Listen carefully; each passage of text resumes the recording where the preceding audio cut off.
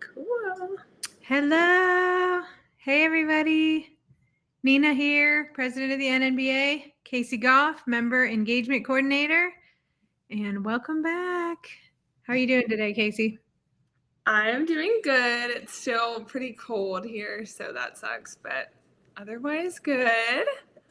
Yeah, it looks nice outside today, but it's not. So, Yeah. If there's not going to be snow, then I'm going to be done with this. So, that's I feel the really, same. If it's going to be cold, it should be snowing and it should also be yeah. Christmas. Mm-hmm. And then otherwise, I'm good without it. I agree. Well, I'm really excited for what we're going to talk about today because, I feel like we've kind of touched on some of like the new year, new you type of topics. So we've talked about like trends and different things that are going on with businesses and kind of things that we're looking back on 2024 and looking into 2025. And we talked about kind of how to set goals for your business and things you can do to get more organized and really get your business the things that you want to do going, and you can do that through goal setting. So today we are going to talk about how to actually take those goals and implement them so they make money. So it's great to have goals, but businesses operate on revenue, right? And if we are honest with ourselves, money is probably a huge reason why a lot of nurses don't even try to work for themselves, because they either don't believe they can make enough money, or like me, I didn't believe that I could go without a regular paycheck because I'm the breadwinner. And I really thought like, I have to have that every 2 weeks paycheck or I'm not going to be able to survive, or I have to make an exact amount of money. And without that exact amount of money, I can't be self-employed. So I think that is a huge barrier for a lot of nurses. And that's why I was so excited for this topic, because I feel like if they didn't have that barrier, would they then be working for themselves? Would they be willing to quit their job that they don't like? If you love your job, being self-employed is probably not something you're going to be looking at. If you're like, this job is my passion, lights me up going in there, I get paid fairly, I'm happy with my pay, I'm happy with my hours, I'm happy with my boss, I love the people I work with, then this conversation, you're not a nurse. Yeah, then you're not then you're not working in healthcare. But what would you do then? That's like, because you're not in customer service in any kind of way. If you love your job, you don't deal with people, probably, right? Yeah. So let's come back. But money is an important part of everything we do. It just is, and people that say, oh, I'm not about money, I don't do this for the money. Well, if you're a CNA, I believe you. You don't do it for the money because you make, I made $7.25 as a CNA, right? So I know they make more than that now, but like in general, everyone does work for money. We don't work for free. Now, if you just volunteer and that's what you do, that's amazing. But money is tied to how satisfied we feel with what we're doing. Like when I talk to nurses, they are quitting because they don't feel valued, because what they're bringing to the table, especially a lot of corporate nurses, they're bringing to the table this amazing value and not seeing that reflected in their salary. And I think that's part of the issue with our pay structure is like, nurses generally don't get incentives. They don't get bonuses. They don't get, they don't get paid for improvements that they make. And so it's like, I did all this and this company gets the benefit of it. So today we're going to talk about, passion is a powerful foundation for entrepreneurship, but also we want to turn that into something that generates revenue and financial success for nurse business owners. And how do you take those goals and turn that into like money, so I would love to, I've been talking. too much. So you're No, it's okay. made. I don't mind. I've been focused on what you're saying, but also on Millie snuck in here apparently, and so Oh my I'm trying to gosh. keep her from barking this whole time. Um, but no, I think you're right, and I think it's just like identifying like what are you actually passionate about? Is it something that people need or could use, and like the potential of it all. So I mean, assessing like the profit potential, kind of deciding, is this something I just like to do and it's just going to be something I do as a hobby outside of work, or is this something that I could really scale into my own business and make a living off of? I think you make a really good point there, because what I do notice is that nurse entrepreneurs or aspiring, let me rephrase, aspiring nurse entrepreneurs that I talk to say, I don't know what I should do, right? And I think part of that is you don't realize what you're good at, right? Like when I ask like, oh, what have you done before? They say something like, well, I worked 15 years on a med surg unit. And I'm like, well, any nurse can do that. That's not special. There's nothing special about that. I'm sure you're phenomenal, but that's not saying I do this thing that no one else can do. And then you really have to dig into that, into what your passion is, and like dig into, how do you do things that other people don't do, or how do you solve problems that other people haven't solved. So an example was I was talking to a nurse who worked in the NICU, and she wanted to be a consultant. We were looking at starting her own consulting agency.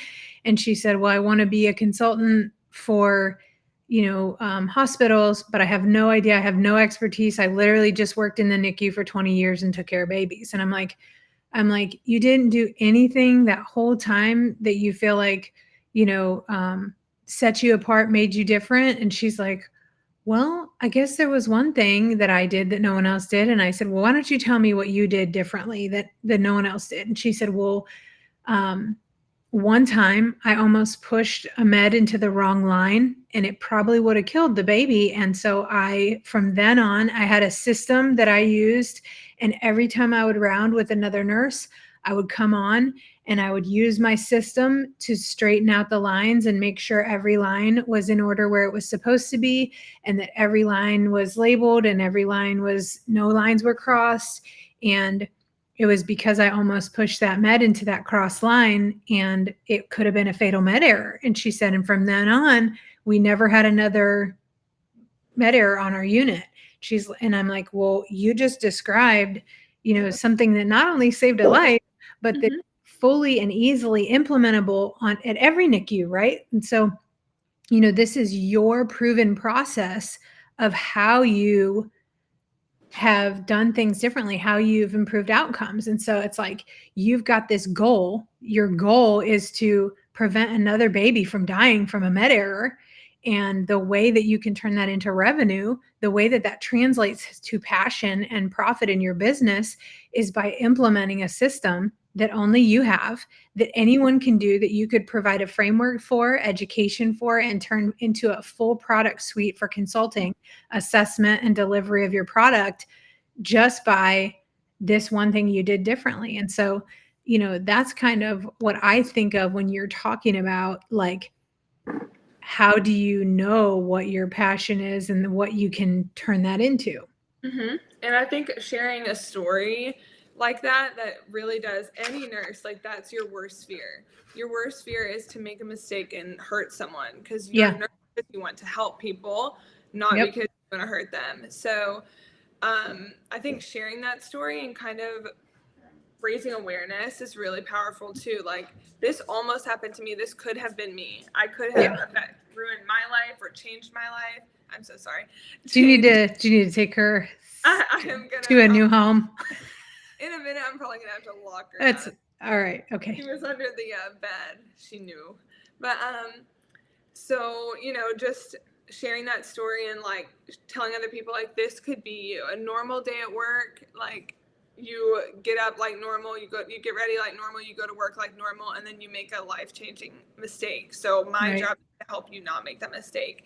And so I think that's really powerful, and I think that's a good way to define and like structure and market your business, is like making it a real thing for people. This is a real problem and a real, way that we can fix the problem. And anytime you can connect something to a story, you're making this not, how do you connect your business to your passion? You do that with a story, a personal story. Like me, when I tell the story of how I got fired from my dream job, I have told that story 1,000 times. If anybody has ever heard me on a podcast or on an interview, you're like, oh, she's telling the story again. Here we go. It's never different. It's always the same story. But that's because that's my story. That's how I started my business. And, I didn't even realize what my passion really was. Like, I was like trying to do a different business while I was being paid to do something else. So it's like you may have goals and you may have things you want to do, and the answer may be right in front of you, and you're saying, oh well, I have to do it this way. And it's like, well, the answer may be right in front of you. You may Right. have a business model right in front of you that's, if someone's willing to pay you for it and someone's asking for your advice, there's your business model. Let's not Right. make this complicated. Right. And who says you have to do it a certain way? Like, there are a million ways to do it. So if you think, like, I have to do it this way because I've seen other people do it and this is the only way that works, well, then be the one that does it a different way and show other people that it doesn't have to be done.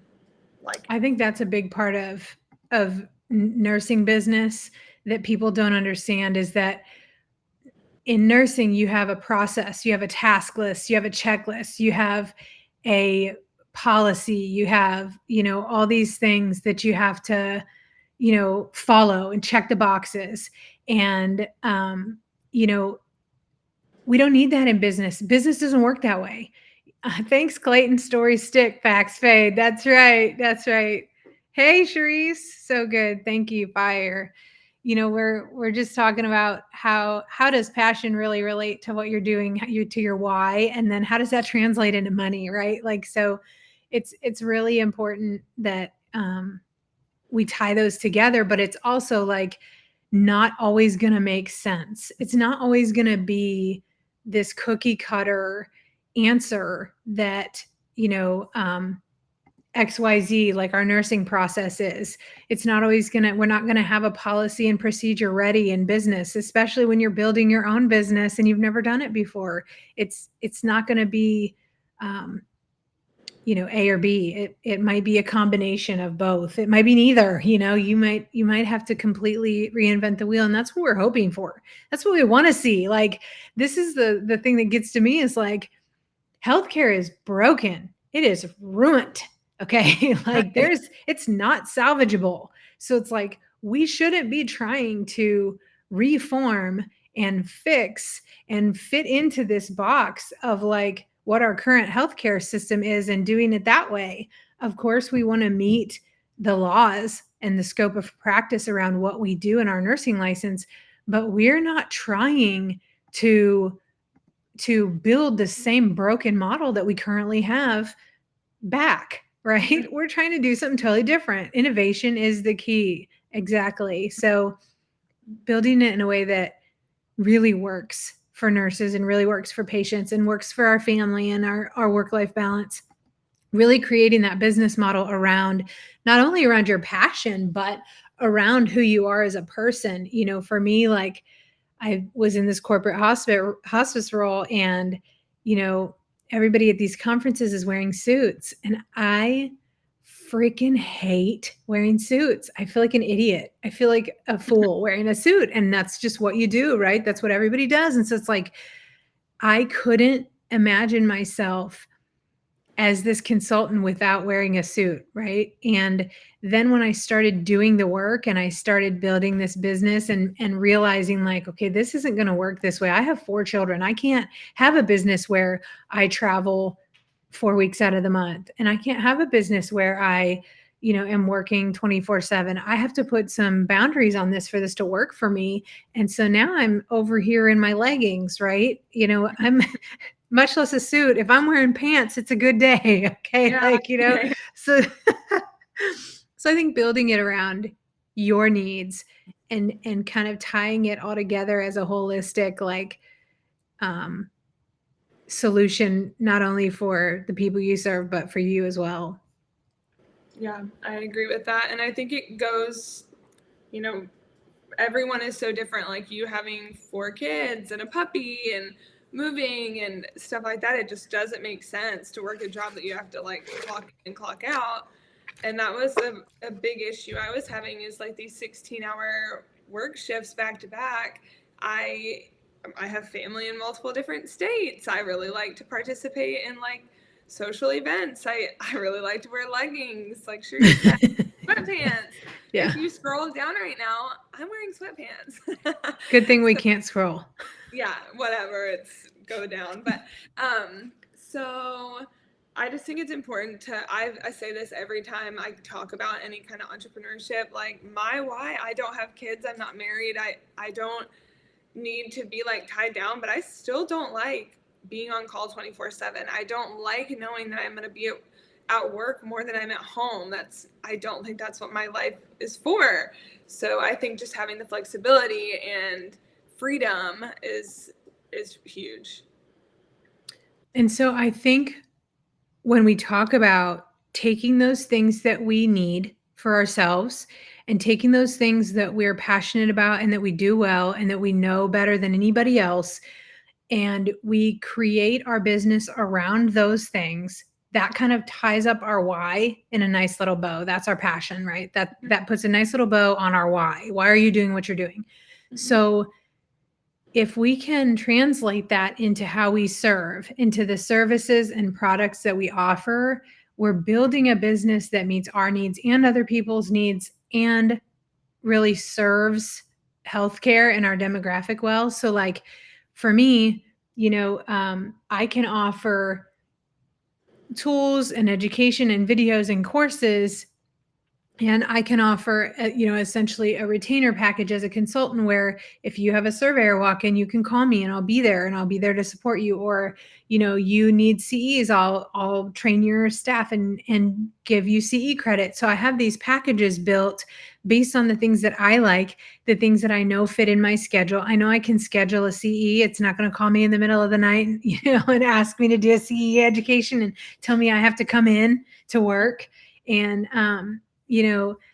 it's like you can tie these things and build these things into how you serve, how you build your products and services. And then depending on what your goals are, you can even tie them into how you price things. So it's like, um, if you're a very specialized consultant, like for example, the story I was telling about my consulting client, if you're a NICU safety and education consultant, that's super niche. And there's probably not a million of those. What you do is very specialized and high risk and high touch. And, you have to have 20 years of NICU experience to know exactly what their needs are. So Right. she's got this history of expertise from doing this job that qualifies her for, a much higher package pricing strategy,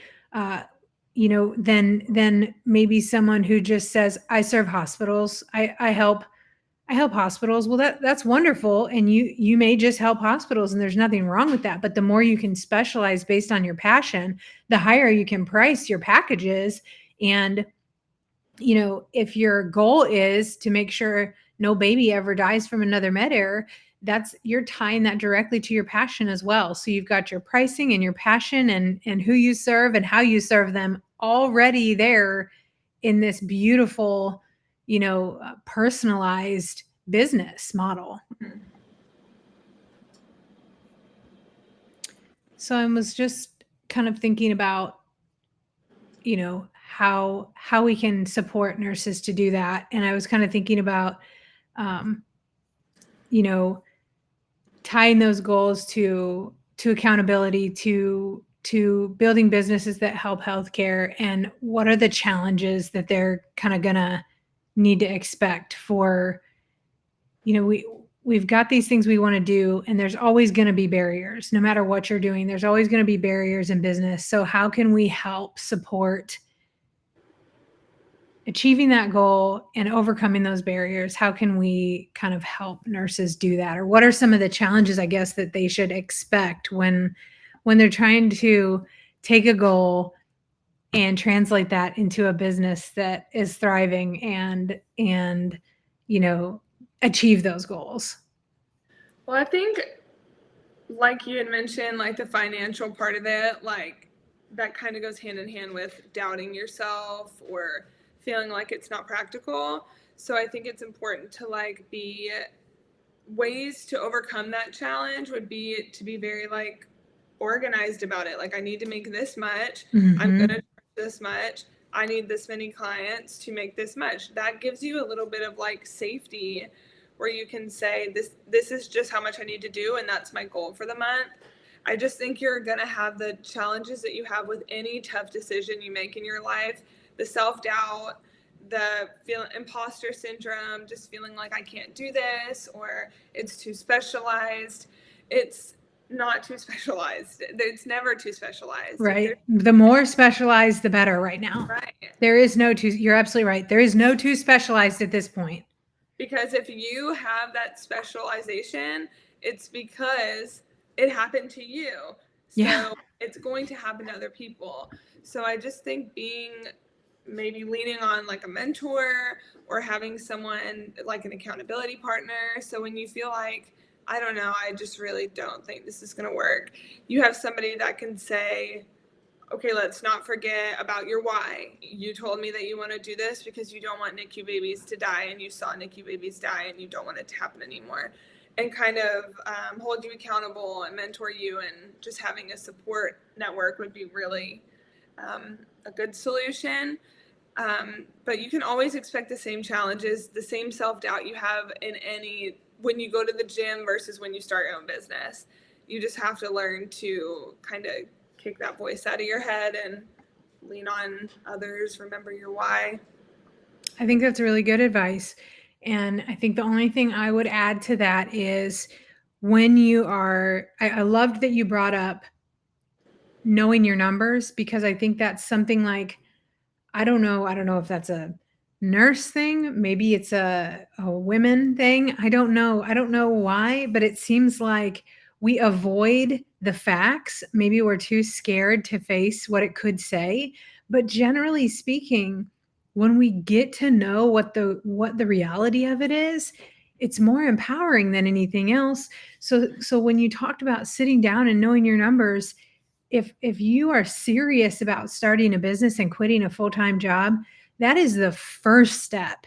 Is what do I need to have to be able to do this? Like, what is my, you know, where's my flexibility at? Like, do I really need to be paying all this stuff? What do I really need to have? Could, you know, could my partner go up on their hours and I could go back on mine? How does this look, right? And if you don't know your numbers, if you haven't done an in-depth assessment of your current situation, you're not going to be able to move forward. So when you're looking at these goals you've created for the year, you're looking at your 2025 goals, back out of those and go backwards and say, okay, I know I'm currently making this, right? Could I make less than that? Obviously, that's not the goal. We want to make more than that, but knowing what you need to survive. Could I go down to PRN and still make that? Could I drop 2 shifts a week and work on my business? Could I, could I pick up one client? I have 2 consulting clients right now who are working full time and have picked up 2 clients. One of them has 1 client, one of them has 2 clients. And so it's like, this can help them transition out because they were very clear with their goals. They were very clear with how much time they could spend on their business versus, still maintaining their full-time job. And they were very clear about, okay, now I know what it's like to manage a client. I know how much time it's going to take me. I know how many clients I could feasibly do this for. And I know how many clients now I would need, and one of my clients who's graduated, who's doing really, really well, has like 6 or 7 active clients, and is like, I did not realize that's all it would take for me to go full time. I thought I would have 20 clients. It seemed like I would never get up to that. And she's like, and then I had 2 clients and I realized, wait a second, I'm almost at my full-time revenue, full-time job income right now. If I had 2 more, if I had 4 clients, I could go full time for myself. And she's Right. at 7 clients. So having a really solid understanding of what you need will not only make you feel much better, but it'll help you turn your goal into revenue because you're going to know this is what I'm shooting for. So this is going to help me build out my packages and my pricing because I know I'm going to need to have, 4 clients at $3,000 a month or whatever you're going to need to have. You've done the work to know your numbers. And I think that's really, really important as a first step, to be more specific about where you are right now, what the reality of the current situation is right now, and then what are the possibilities. Knowing, okay, this is a possibility, and give yourself a couple good options. I think that's really important. Yeah. I think that's a really good point. I think it's empowering too, like Yeah. just to know, like, wow, like you said, wow, I didn't even realize, but 2 clients at this, I could be, I could stop being a slave to like a hospital and working all these hours and having to put aside my passion. So, And it's great. And it's like she realized I'm only spending a few hours a week on each client. Yeah. When you're doing a consulting role or a coaching role or a online business model like courses or digital content creation or education, or anything like that, these are completely different than when you're clocking in and clocking out. You may be doing other business related activities. You may be promoting or having connection calls or doing networking, but you may find that your actual client work only takes you 2 hours a week per client, Right. So I think that's just part of that kind of building out that model of what you want your life to look like. And that's how you can kind of create a business that's going to meet that. I had a boss tell me one time, it was recently, it was like last year, and it was like just an extra job. I was just waitressing through the summer because I was just, wanting to meet people in a new town and whatever. So I'm bartending, and I actually called off, I think, for the NNBA, and I took like a week off, and he sent me a text and he said, I'll give you this week off, but just remember that you schedule your life around work, not the opposite way. And I remember thinking, no, that's not true. I don't care if it was my bartending job or a nursing job or anything. Like, I am here to live, not to work constantly. So I think that's super important and attractive to people that want to do their own thing because, like a consulting, like you said, I mean, one of my side jobs, I work like a few hours a month or a week, and it's like a great extra income, and it's easy, and it's on my own time, and I did it when I was visiting you, and I could do it when I was in Hawaii. And I think it's just important to remember, like, it might be uncomfortable at first, but the long-term trade-off, like your freedom, your happiness, like people appreciating you, and just all together, I just think it's feeling really lit up about what you're doing and Yeah. like you're energized. Yeah. Awesome.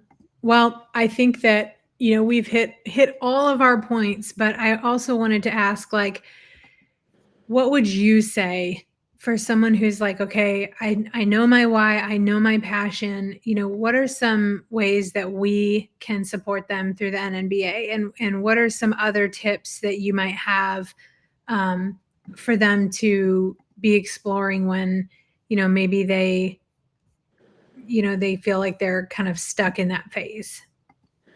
Well, that's a good question. I think one general piece of advice I'd give them is just to write it down. Like, write it down somewhere that you can think every day.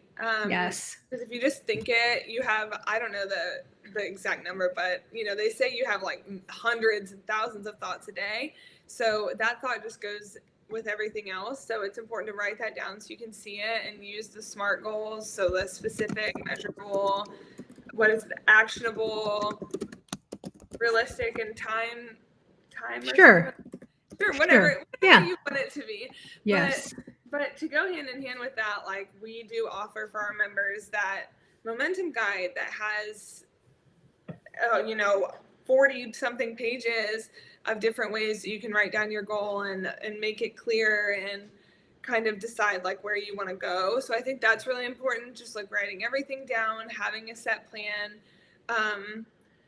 So that's something that we offer like for free to our members. Also, whenever you ask someone about the one of the things that they love about the NNBA, I always hear this, like Damien always says it, just like the people that you meet and the relationships that you make, and the accountability partners that you have and you can grow together in your business. So I think joining something like the NNBA connects you with a lot of other like-minded people that are very motivated. And sometimes I think in our lives we have people that are like, but what if you don't make the money? But don't you like your job? What if you leave and then you can't get back? People that are trying to help us and keep us safe. Right. They love us, but I also think it's good to be, you are the 5 people you're around. So if you're around 5 people that are like, I am going to start my own business and nothing can turn me away from this.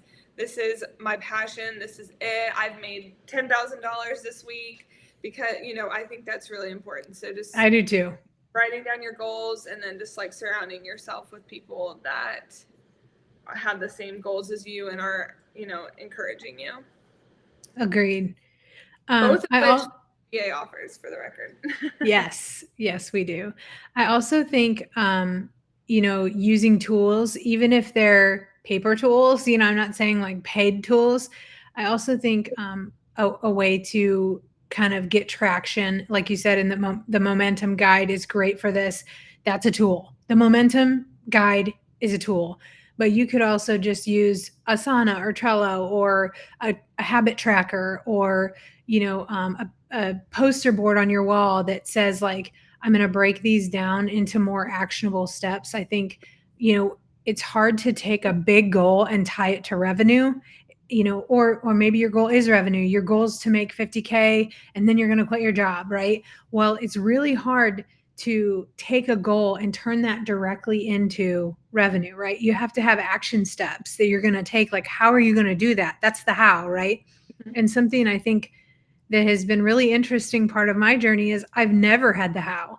I've never had what I felt like was this simple answer to anything I've done, but I had the goal. I knew what I wanted to achieve, and I knew that I needed to have tools and I needed to keep doing things and keep showing up. And I really believe firmly that if you do that, you will be able to achieve that. So just making things, like you said, writing it down, making things very visible, making things actionable to say like, I'm going to take this step that's going to lead to income or revenue this way, right? You can't just say my goal is to make 50K. That's it. That's the goal, right? What are you going to show up for your business and do for that income, that revenue to happen? Because I feel like sometimes I see nurses who are stuck in inaction and they don't know what to do. So they just say, well, I have this goal to quit my job and that's it. That's the goal. And it's like, well, how are you showing up right now to make that happen? You've got to take action. You've got to have actual action steps that are supporting this. You got to show up. Right. I agree with you 100%. And sometimes that's what takes people the longest, is just deciding, I really need to like make this specific and make this doable, because like you said, if I'm like, I'm going to be a millionaire. Okay, you totally could, but how? Yeah. What are you going to do to move closer to being a millionaire today than you did yesterday? And I think that's where sometimes we miss the mark, because we're like, well, I need to research how to become a millionaire. And so you Google how to become a millionaire, right? And then you're like, well, it's like a gamut of all these options, and none of them you really have the resources to do. Right now. Do what? Say that again. Can't buy investment property. Right. I don't have the resources to buy investment property, or do some of these other things. So it's like, what am I going to do? What is my business going to do to make this revenue, and how does that tie into my passion and also reflect how I'm going to help people, right? You can tie all those together. Right. 100%. Awesome. Well, thank you. Thank you so much for joining us today. Any last things you want to add, Casey? Well, just I'm very excited for the conference. I know that's more of my gig to do like the marketing and stuff. So if anyone's reading these or watching this, sorry, I was reading the messages, but if Okay. anyone's watching this and you haven't gotten signed up, or if you really want to be an exhibitor, make your move because it is filling up really quick. Yes, it is. Yeah. Even like our sponsorships and stuff are filling up. So if you want to do Yes. it, I would do it sooner than later. Get the early bird Agreed. prize. I know I'm very excited. I know of a lot of people that are going, and I think it's going to be a lot of fun. So if you have any questions, you can email me at casey@nursesbusiness.com, and I will do my best to get back with you immediately, and I'm happy to help in any way. Awesome. I also think one thing that's super exciting is a lot of the topics that we're talking about on these lives are topics that we're going to be covering at the conference. So specifically, imposter syndrome is one of them. Transitioning from a 9 to 5 to a nurse-owned business is one of them. So we have some really good topics that if you're like, yeah, that's what I'm stuck on, these are the things we're going to be having presenters go do deep dives in. And this content, this is not sales pitches. This is real meat content that can help you build your business. Yeah, for sure. All right, guys. Well, thanks for joining. It was so great to see you. We'll be back next Tuesday. Bye.